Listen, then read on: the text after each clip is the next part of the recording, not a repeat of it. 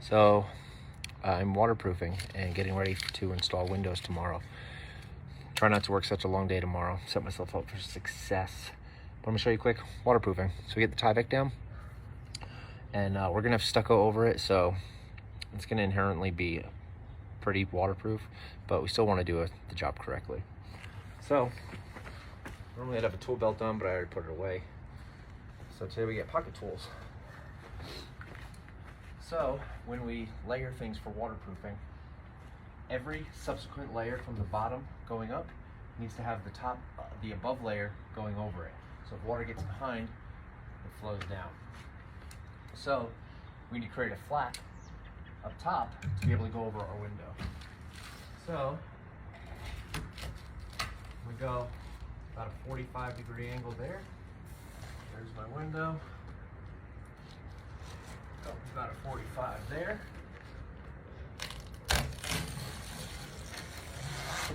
Come straight across. When I installed this, I tacked some staples into it, but just to hold it, it's a long piece. So we'll lift these up. When the window goes in, the top flange of the window will sit here. Tyvek will come over it. From here, we'll find about the middle of our window. Cut straight down to the sill. And then we're going to find the corner of our sill. Straight across. Straight across. Now we're ready to tack it back. So, we'll take our pants stapler. Pull it tight. I think I'm at Hunter again. High school.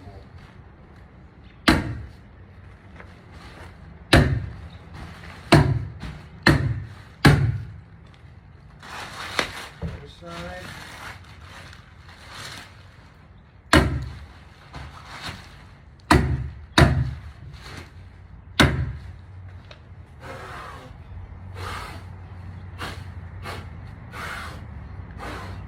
Clean our sill. So now we've got this rubberized material to go and create our base sill plate. I'm gonna jump inside just to cut this back.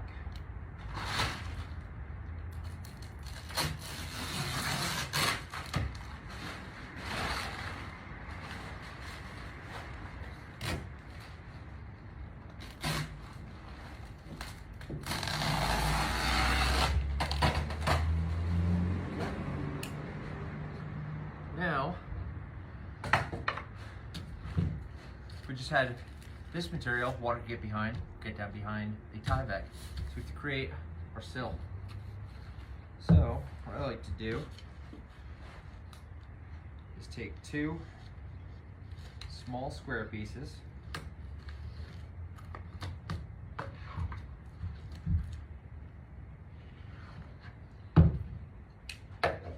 and I'm going to make my corners. So for this, just press that in there. That'll collapse in a little bit.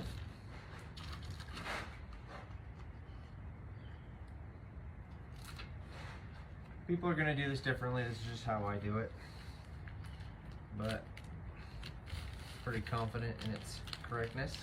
If I've got a little bit extra material on there, I'll just give it just a little nip. I don't want to get out too far because I need to make sure that I've got my water barrier. And then this stuff, again, this Proteto Wrap, you can get it Home Depot or Lowe's or wherever you buy your materials. Now I want this to come up the sides a little bit, so I'll give myself just a little bit extra. Put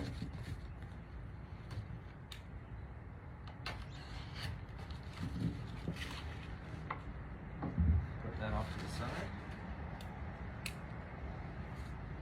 If you're still watching, hope you're having a good night. I'm doing Silver October.